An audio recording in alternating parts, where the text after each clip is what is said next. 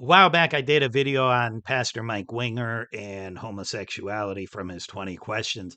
And I said at the time that I was going to follow it up with a video that shows how he's twisting, or maybe I should say how he's hiding part of Leviticus 18 to make his point, and I never got around to doing the video. About 2 weeks ago, a video came out from Trent Horn, Council of Trent podcast. He's a Catholic apologist, and he does the exact same thing. If Protestants and Catholics are both hiding the same part of this passage in order to make their argument, and they're both making the same argument, then we've got ourselves a problem that needs to be addressed.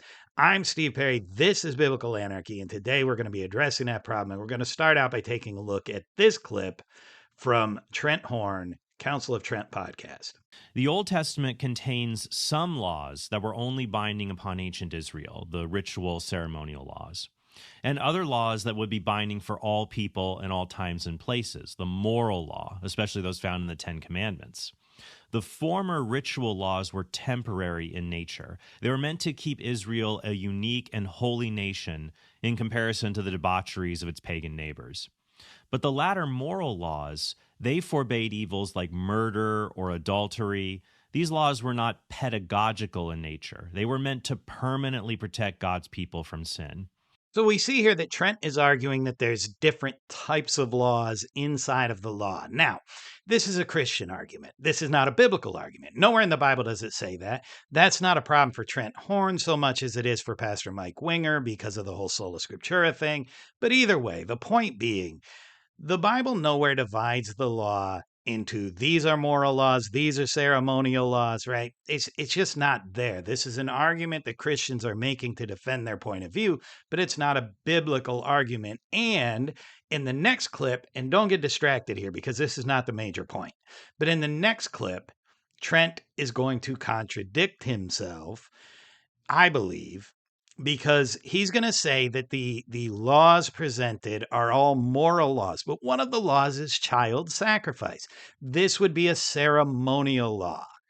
It's easy to confuse the two, right? But if you're going to split them into ceremonial versus moral, child sacrifice will be ceremonial. We're told elsewhere, don't murder. That would include killing your children, right? Here, the specific question would be, is it a sin to sacrifice my child to God or the gods? And the answer is yes, it is not appropriate ceremony. It is not appropriate ritual, right? It's not addressing whether or not it's moral to kill your children at any other time. It's specifically towards a ceremony, but he argues it's a moral law. Don't get distracted by that, okay? I just want to point that out. Pay attention to this video and see the argument that he's about to make, because this is where Trent Horn is hiding a particular passage in Deuteronomy. So do the Old Testament's laws on homosexuality fall under the temporary ritual laws or the permanent moral laws? We can know the Old Testament's prohibitions of homosexual behavior are part of the perpetually binding moral law, because Leviticus 18:22 is sandwiched between moral laws, not ceremonial ones. Verse 20 condemns adultery, verse 21 condemns child sacrifice, and verse 23 condemns bestiality. Moreover, Leviticus makes it clear that actions like adultery, bestiality, and same-sex relations were part of the moral law that also applied to non-Jews. Only Jews were expected to follow things like the dietary rules. God had judged the other pagan nations for engaging in moral defilements, and he expelled them from the land for doing so. Leviticus 18:24-25 says, "Do not defile yourselves by any of these things. For by all these the nations I am casting out before you defiled themselves, and the land became defiled, so that I punished its iniquity, and the land vomited out its inhabitants." End quote. Notice how he finishes with end quote. But was that the end of the quote? No, you see a quotation mark at the start of verse 24, no quotation mark at the end of verse 25, and you get to see the first word of verse 26, but there's more to come. Why is Trent Horn cutting it off there? And more interestingly, why did Pastor Mike Winger do the same exact thing, cutting this passage off at the same place in his video on his 20 questions about homosexuality? What was the sin of Sodom and Gomorrah, right? He cuts it off at the exact same place. Watch. Here it says, "You shall not lie with a male as with a woman. it is an abomination. I mean, that's about as clear as it can possibly be. Motives don't matter. Nothing else matters. Just men go with women and women go with men, and that's how it works. And you shall not. Let me read on though, because I want to counter an objection I'll get. And you shall not lie with any animal so as to make yourself unclean with it. Neither shall any woman give herself to an animal to lie with it. It is perversion. Okay, most people would agree with that. Bestiality is being wrong, although some people in our culture right now are not agreeing with that because they realize that once you cast off the idea of design and you think that desire equals design, if I want this, then that's how I'm meant to have it. Then you can't, that's the basis of that whole homosexual thing. Once you feel that the desire is your design, then if you start desiring animals, what are the rules? How do you make rules about this? Just do it in a safe way.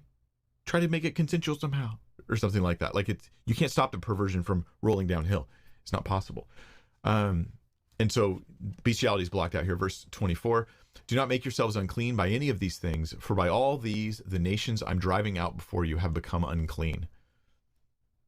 And the land became unclean so that I punished its iniquity, and the land vomited out its inhabitants. Verse 24 is the clincher. Verse 24 is where God says to the Israelites, I'm giving you these rules.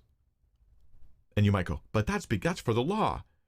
But then he explains why. Because when the nations that were in the land before you, who don't have the law of the Old Testament, when they did these things, I judged them for it and I kicked them out of the land. So God judges pagan nations for these, just like Sodom. He judges pagan nations for these things. And therefore, it's a lasting prescription against it. It's not something that's part of, you can't say, well, ceremonial law, cleanliness, things. It's not about that, right? It's talking here about something that God judges non-believers and non-Jews for. So it's not about the law. He says, the land became unclean so that I punished its iniquity, and the land vomited out its inhabitants. So yeah, there's the Leviticus 18 passage. Now, you notice, I assume, that both of them cut this off at verse 25. And the argument that they're making is God kicked out the lands, the people that were in the land before Israel, before this law was given. And they were not Israelites, right? They were Gentiles, and they were pagans. Yet he ran them out of the land for violating these laws. Therefore, we can conclude that these laws are for all people in all times, and they're not specifically part of the law of Israel that's going to, in the eyes of Christianity, pass away in the time of the New Testament. And by reading verses 24 and 25, it seems like this is what the passage is saying. It says, do not make yourselves unclean by any of these things, for by all these, the nations I am driving out before you have become unclean, and the land became unclean, so that I punished its iniquity, and the land vomited out its inhabitants. So it seems like that's what it's saying. But the next verse, 26, starts with but. Now let's keep on reading. But you shall keep my statutes and my rules, and do none of these abominations, neither the native or the stranger who sojourns among you. For the people of the land who were before you did all of these abominations so that the land became unclean, lest the land vomit you out when you make it unclean, as it vomited out the nation that was before you. So it explicitly says that this law is for Israel, either the native or the stranger who sojourns among you. So the law is only for Israel or foreigners who come to live with Israel. What about foreigners who do not come to live with Israel? It's not for them. Do you have an example of where a nation living outside the land of Israel was punished by God for violating these laws? And you don't. And in fact, in this exact passage, here's what you get. Go up to verse 1. And the Lord spoke to Moses, saying, speak to the people of Israel and say to them, I am the Lord your God. You shall not do as they do in the land of Egypt, where you lived, and you shall not do as they do in the land of Canaan, to which I am bringing you. You shall not walk in their statutes. So the people of Egypt did the same thing. Did God run them out of their land? No. Why not? Well, if you go right back down to the end, to the very verses, one of which they read, verse 25, and the land became unclean, so that I punished its iniquity, and the land vomited out its inhabitants. This is about the purity of the land. This would literally be ceremonial, right? It's about the purity of the land. It's not about the morality or the immorality of any particular act described here. It's about the purity of the land. And both of these men, one a Catholic, one a Protestant, hide verse 26 from you because verse 26 contradicts what they are saying. Verse 26 says, the stranger who sojourns among you, either the native or the stranger who sojourns among you. So the stranger who does not come to live with them is not expected to follow these laws. This is a textual argument against what they are saying, but the argument doesn't always have to be textual. Let's take a look at this from a logical perspective, okay? What these gentlemen are saying. Now, we know that Moses was the product of a relationship between a woman and her nephew. We know that Jacob married two sisters, Rachel and Leah, right?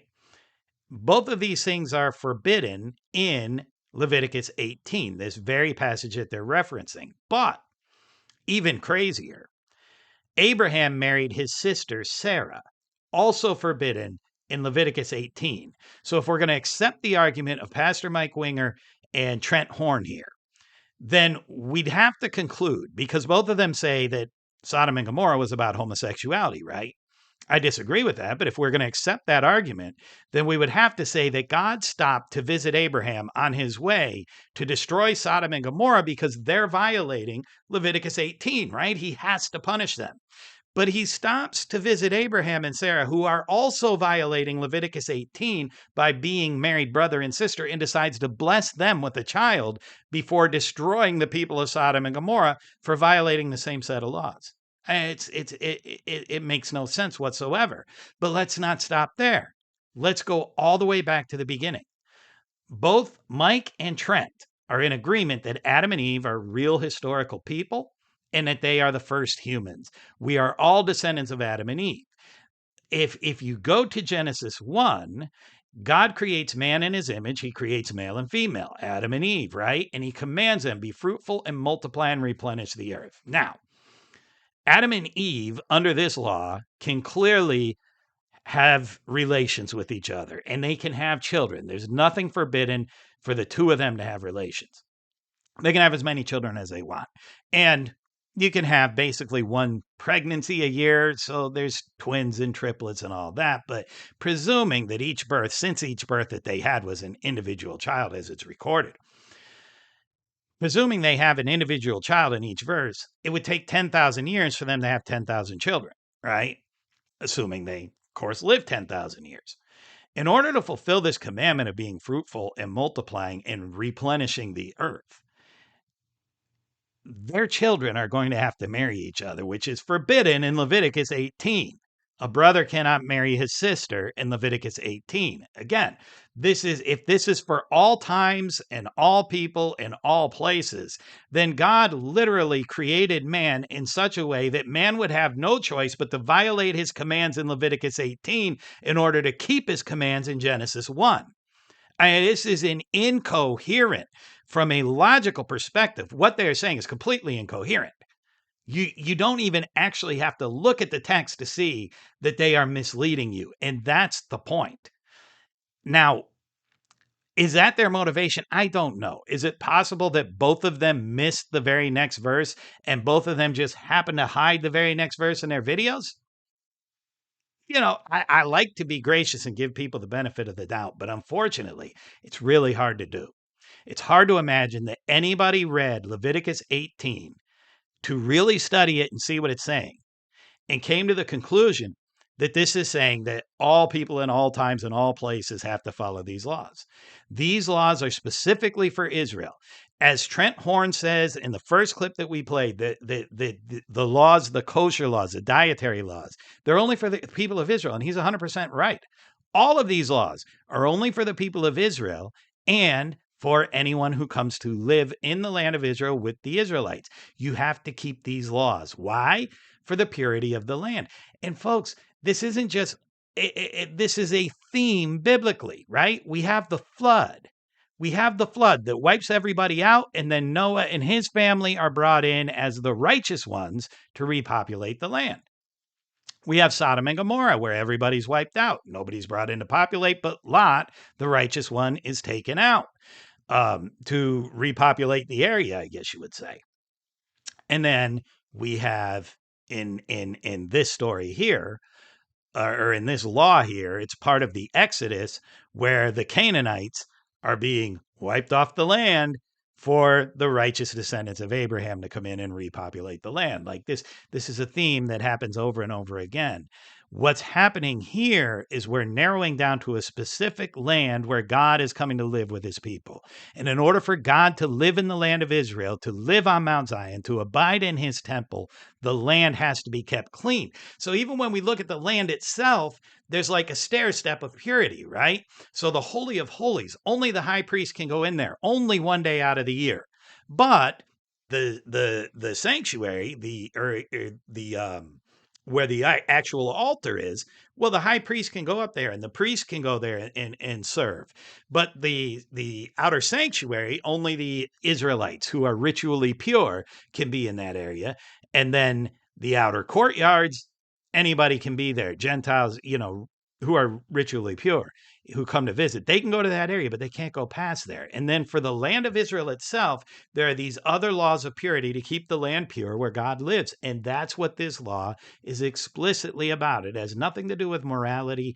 Even though many of the things described are immoral, that's not the focus of the law. The law is focused on keeping the land ritually pure because the authors of these texts believed that when you committed certain acts, they made the land impure. And once the land was impure, God couldn't live there, but you could. So when we go back to the story of Sodom and Gomorrah and to the story of the flood, it's important to know that this is, as I've shown in my previous videos, that the church saying this is about homosexuality is not true. Okay, the story of the flood, the sons of God came down to the daughters of men. It's divine beings with humans. Sodom and Gomorrah, these were angels. It's angels and humans, right? This is if you're going to look at Sodom and Gomorrah as a story of sexual sin, you have to look at it as angels and humans. And this is about violating a code where the land becomes impure. Now, I don't even think that Sodom and Gomorrah is actually about the sexual nature. It's really about the inhospitable nature of the act that's performed. But that's neither here nor there. Even if you accept it as sexual, you have to realize that it's angels and humans. And so there are just certain things that make the land impure, and then the people have to be run out of that land, and righteous people have to be brought in to repopulate it. And when it comes specifically to Canaan, or Israel as it will become, it is because God's presence is there that a higher level of ritual purity needs to be maintained. And it was never commanded that this same high level of ritual purity be kept anywhere else. The church commands it, but it's never commanded in the Bible. It's never commanded by God. So when you get into the New Testament, Paul absolutely does forbid homosexuality. The problem is when you go to Deuteronomy, it tells you do not add to, do not take away from this law. Paul has no grounds to add to the law. He chooses to do so. That's his prerogative, but that's a violation of Deuteronomy. By definition, by the law in Deuteronomy, he's sinning unless the church is correct that the law has been forbidden. And if the law's been wiped out, you can't just say these are moral, these are ceremonial, therefore we have to still follow the moral and we don't have to follow the ceremonial. You can't have it both ways. This is a way that the church picks and chooses. We're going to keep these laws. We're going to throw these laws out. Why? Because the Bible explicitly says so? No, because church tradition says so. So when Trent Horn says it, I can at least respect the fact that Trent Horn believes that church tradition is acceptable for making doctrine. Mike Winger doesn't. As a Protestant, he doesn't believe that. He's a sola scriptura guy, right? So on what leg does he stand? Ladies and gentlemen, he doesn't have one. If you enjoyed the video, give it a thumbs up, share it on social media, subscribe to the channel. Whatever you do, don't just sit there. Do something.